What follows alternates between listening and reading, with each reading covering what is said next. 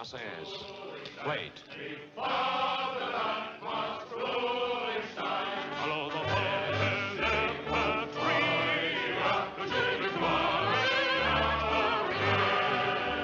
Olá, esse é o podcast Ideal Politique, especialmente para os divergentes.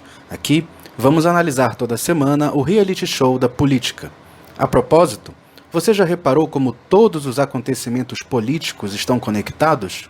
Veja este caso da libertação ou não de Lula. O que tem a ver com a ruptura de Bolsonaro com o PSL, Rodrigo Maia estar segurando a CPI da Vaza Jato e outros acontecimentos importantes? Tudo. Esqueça o ponto de vista e mire a vista do ponto. O Poder Legislativo e o STF gostariam de impor limites ao governo Bolsonaro na pauta dos costumes, que envolve as questões de direitos humanos, ambiental e segurança pública, para que ele se concentre na agenda econômica e, de preferência, cedendo ao toma lá da cá com cargos e recursos. Por quê? Porque quer tornar o governo um governo de centro, cujos candidatos em 2018 perderam a eleição. Conhecidos nomes da política tradicional acreditam que o discurso ideológico do capitão pode atrapalhar a aceitação do liberalismo econômico. O problema denominador comum é que nem o Legislativo e nem o STF gozam de popularidade para bancar isso. Quem poderia equilibrar o jogo? O ex-presidente Lula. Só que isso exigiria do sistema político que operasse a libertação do petista. No entanto, a dimensão em que isso venha a ocorrer pode fortalecer Lula em demasia, em vez de abrir uma nova oportunidade para o centro reconquistar o espaço perdido. Conhecendo a própria força, o ex-presidente esticou a corda, rejeitando a progressão para o regime semiaberto e exigindo a absolvição plena, a partir, principalmente, das revelações da Vaza Jato. A última oportunidade do sistema político de acertar as contas com a Lava Jato. O impasse esteve na raiz do porquê o STF adiou a palavra final sobre o alcance do caso Aldemir Bendini.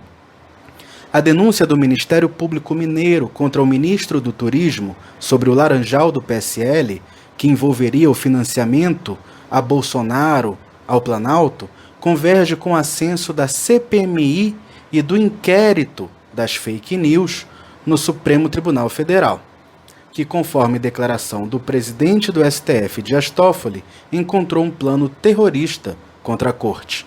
A DOC, o WhatsApp confirmou a prática ilegal no Brasil de disparos em massa de mensagens que podem ter favorecido campanhas eleitorais, dentre as quais a do atual presidente. Isso quer dizer que o sistema político e seus aliados no STF montaram uma estratégia para escaparem da força de Lula, ameaçando diretamente o mandato presidencial. Não por acaso, em entrevista ao UOL, Rodrigo Maia disse que a chance de instalar a CPI da Vaza Jato era próxima de zero. Mas nessa semana o clima mudou. A imprensa divulgou que se discutia um rol de poucas pessoas que poderiam voltar a fases anteriores do processo. E Lula seria beneficiado dentro desse espectro para não parecer um liberou geral. A defesa dele pediu que a multa decorrente da condenação, no caso Triplex de Guarujá, seja paga após o trânsito em julgado da sentença.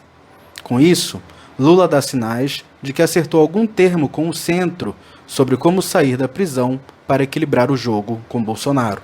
Por outro lado, o ministro Gilmar Mendes disse ao programa Roda Viva que Lula não tem o direito de escolher progredir ou não ao regime semiaberto. Especula-se que o termo do acordo seria liberdade com baixo constrangimento, como o uso de tornozeleiras eletrônicas, em troca da inelegibilidade dele, inclusive voluntária, se for preciso. Para se blindar do caso Queiroz e do Laranjal do PSL em Minas e em Pernambuco até agora, Bolsonaro aceita desidratar a Lava Jato e se manter no terreno da crítica à revisão das sentenças da operação. Enquanto a equação de Lula não fecha, garantindo a blindagem a Flávio Bolsonaro, o presidente da República aproveita para tentar substituir a anticorrupção pelo conservadorismo como seu maior vetor eleitoral. A crise no PSL é um rearranjo de forças dentro da nova direita. A decisão de Bolsonaro de sair, se confirmada, significará uma escolha da ala anti-establishment olavista. Com Gleisi Hoffmann virtualmente reeleita presidente do PT, a linha Lula livre deve seguir prevalecendo no partido e projetando o petismo como a oposição que dá conta de derrotar Bolsonaro, não só nas urnas, mas em conteúdo amplo, na cultura e na economia. A ampulheta do centro tende a acabar rápido, apesar de todos os estratagemas. Tudo tem a ver com tudo nesse novelão, não é mesmo? Saber disso é o primeiro passo para você controlar o timing dos acontecimentos, em vez de ser controlado pelo timing dos políticos. No fim de semana que passou, por exemplo, teve eleição dos conselhos tutelares, numa grande disputa entre conservadores e liberais sobre visões de família, direitos reprodutivos das mulheres, etc. Você se candidatou, participou, se engajou de alguma forma?